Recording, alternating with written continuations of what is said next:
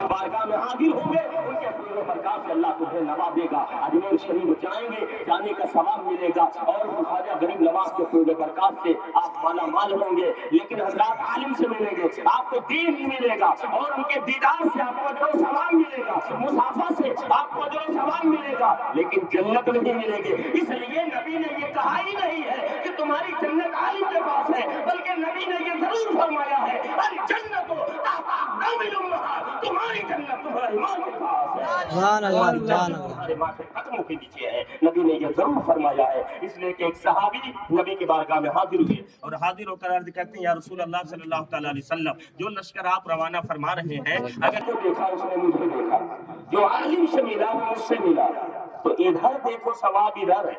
Motorcycle में सवाब नहीं रखा, समझ रहे? मशीन बिगड़ी, ठीक करने गए तो देखे लागत मशीन और देखे में सवाब है। कैसे लोग हैं आप? इधर देखा, शेर साहब को देखते रहो और थोड़ी देर मेरी गुफ्तगू सुनते रहो। हजरात साहब ने कहा, या रसूलल्लाह कि मैं लश्कर इस्लाम के साथ चला जाऊंगा दीन के शाद के लिए, लेकिन पीछे मेरी बूढ़ी माँ है, उसकी खिदमत करने वाला कोई नहीं। या रसूलल्लाह आप फरमाए तो मैं लश्कर के साथ चला जाऊं, अगर हुक्म हो तो घर में रहकर अपनी बूढ़ी माँ की खिदमत करूं। बोले ना सुभान अल्लाह, सुभान अल्लाह। नबी ने क्या फरमाया? नबी ने फरमाया अल जन्नतो तहता अक़दामिल उम्महात, तुम्हारी जन्नत माँ के कदमों के तले है। अल जन्नतो तहता ज़िलालुस सुयूफ, तुम्हारा जन्नत मुजाहिदों के तलवारों के धारों में है।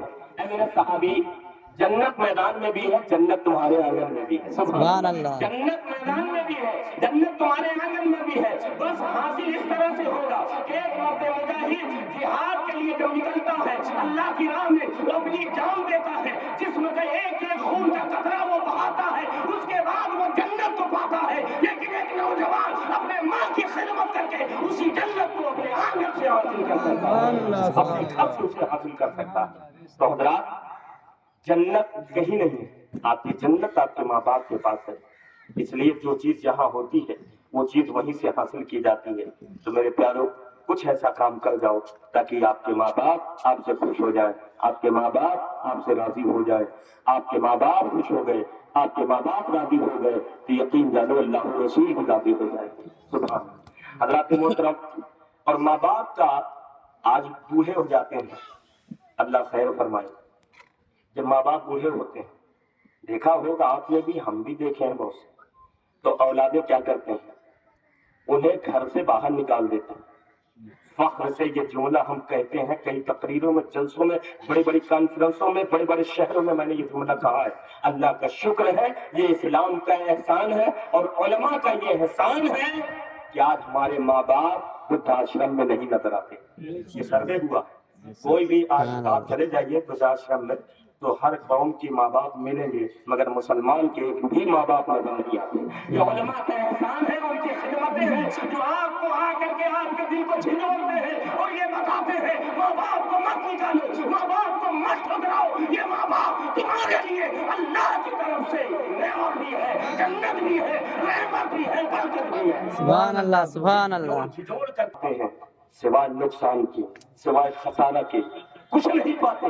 इसलिए माँ बाप अगर बूढ़े हो, घर के किसी एक कोने में बैठे हैं, तो ये न समझ लो कि वो बोझ है, बल्कि अगर किसी कोने में बाप बैठा है तो यूँ समझो बाप की सूरत में अल्लाह की बरकतें बैठी हुई है।